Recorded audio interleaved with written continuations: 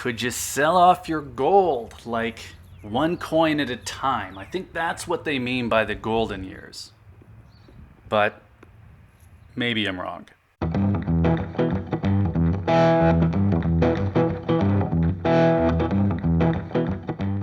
Okay, so where do we start this one off? I'm sure that I've mentioned before that I'd like to hand down some of my gold to my kids at some point. In an ideal situation, in an uneventful ideal situation, I'll just never need that gold and they can have it. But that's not really an exit strategy. That's basically not having an exit strategy.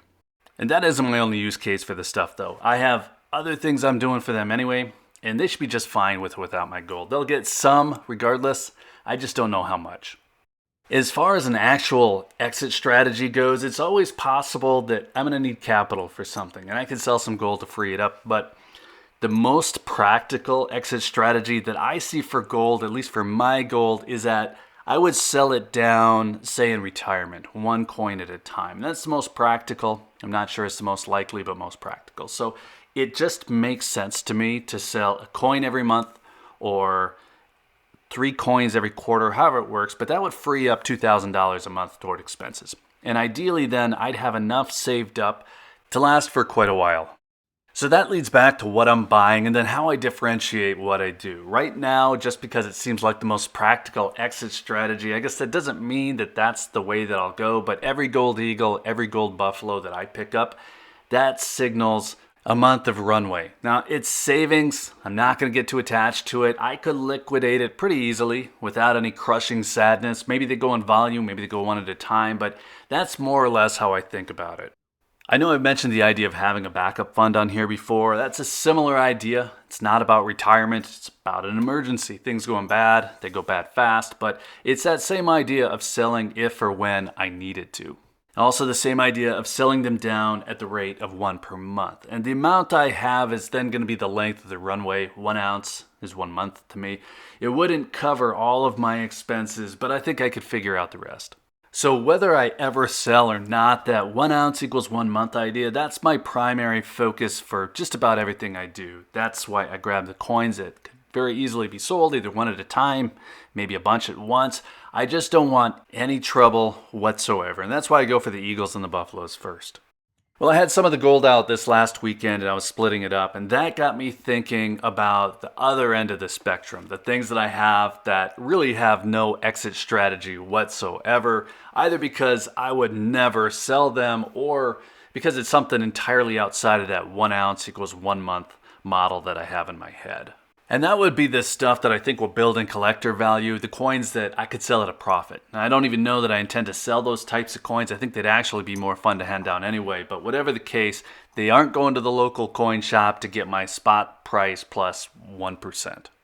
I just made a video about storage and security for gold, and some of this takes off from there.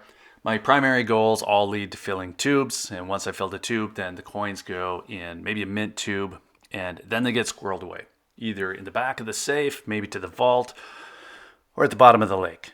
Now, things have changed a little bit. The plan's a bit different now that I have a YouTube channel. They have the starring role in these videos, so I keep them around a little bit longer. I rounded the bend on these buffaloes. I got my tube goal knocked out last year, but I feel like I need to keep some around as props or whatever, so I'll pick up a few more before taking the tube of them out boating. And then I have some of these other coins, the coins with no exit strategy that I mentioned earlier. Now, these are the coins that will never work toward a completed tube. They'll certainly never get dropped into a mint tube. They'll never be sent off to the vault or the lake. I don't know if that lake joke's getting old. I hope not. And a few of them don't even factor into my count at this point whatsoever. These 2 that I have out, the high relief lunars, they will never be sold. I almost think of them as like heirlooms, maybe channel mascots. I don't know, but they aren't going anywhere. And you know what? Let me get these on a spinner. Hold on. Now these really should not be out of the capsules at all. Don't try this at home. Okay, so there's a story behind both of these coins. I'll link to the rooster story. I still need to tell that tiger story, but that's for another day. So let's just start with the high relief proof Year of the Rooster coin from the Perth Mint. This is a Series 2 from 2017. If you just look at this thing, it gives you a better sense of what I'm talking about. I think that for all the practical reasons there are to own gold, there's just, I don't even know, something magic about this stuff that inner savage just can't help but get drawn in. So if I was going to say what my exit strategy is, I think it's pretty straightforward for about 90% of what I have. If I need it, I'll sell it down. Maybe that's for an emergency. Maybe that's in retirement, one per month. Something big comes up, that's another out. And if none of those needs come up at all, well, I guess my kids get that much more. But this one never gets sold, period.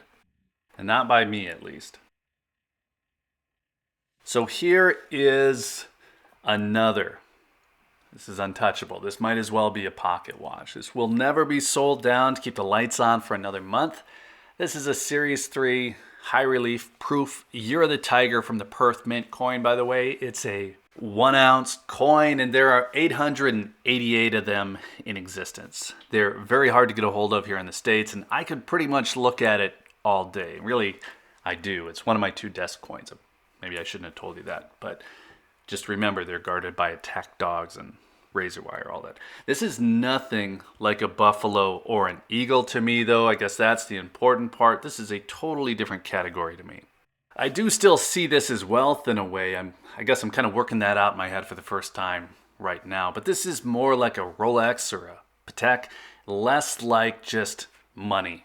And I don't know if that distinction makes sense now that I say that out loud, but just because I don't plan to sell it doesn't mean that I don't recognize its value. And when it does get handed down, that'll all be explained to whoever gets it.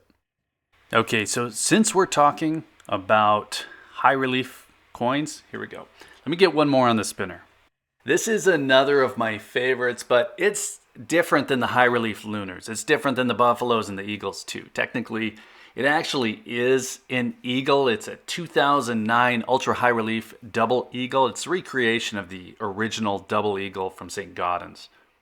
I could sell this one. It's one of my favorites, but if I needed to let it go, I could. I'd expect to get a lot more than I would for the typical stuff, my other 90%, but I could let it go. It just wouldn't be something that I'd sell early. I do plan to hand it down if I never need to sell it, so I probably need a second one, but this one going out the door, I don't know. I guess it means that I probably would have sold everything else first. My exit strategy on this coin would be to sell it to a collector and make some kind of profit.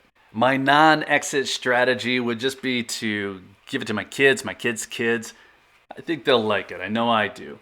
And that has nothing to do with the exit strategy or the math behind it. It just has a lot to do with keeping this whole thing fun. So those are really my 3 primary exit strategies for gold. Sell down the bullion as needed, either one at a time over an extended period or a bunch at a time to raise some capital.